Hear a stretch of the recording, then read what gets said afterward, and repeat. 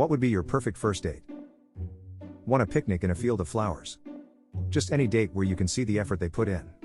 2. I know everyone says not to go to a movie for a first date, but my best first date ever was at a movie, and it was all because of him. I went on a date with a guy recently, and while we were at the movies, he tried to do the yawn and stretch and put your arm around her move. He wasn't expecting that my head would be up against the headrest, so he just elbowed me on the top of the head.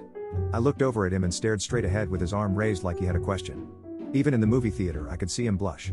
I laughed, tilted my head forward, and brought his arm down. Later in the movie, he tried to seductively turn my face towards him for a kiss. The thing is, we both wore glasses, so when he did that, we just ended up knocking our glasses together and pushing them half off one another's faces. Later on that night, he went to kiss my cheek, but it was right as I turned my neck to stretch, so he just ran into my ear. It was without a doubt one of the best dates I'd ever been on, just because of how funny it was. It was all very endearing.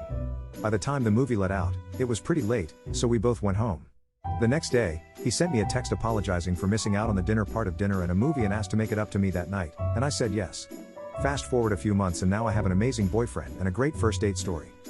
Long story short, don't worry too much about what the first date is or about making it perfect. If there's chemistry, you'll have a great time no matter what. 3. Something really simple probably. A game of bowling or a trip to the amusements would be great. Then if that goes well, head to a bar for a couple drinks. Nothing too expensive or crazy for me. My friend recently went on a first date that sounded lovely. They met up at a nearby park and had a picnic. Surprisingly, they picked a sunny day in Scotland, then headed to the amusements to play on the 2P machines. Sounded great. 4. Going to the zoo and making up stories for why all the animals are in animal jail. 5. I don't know, but it ends with her paddling me.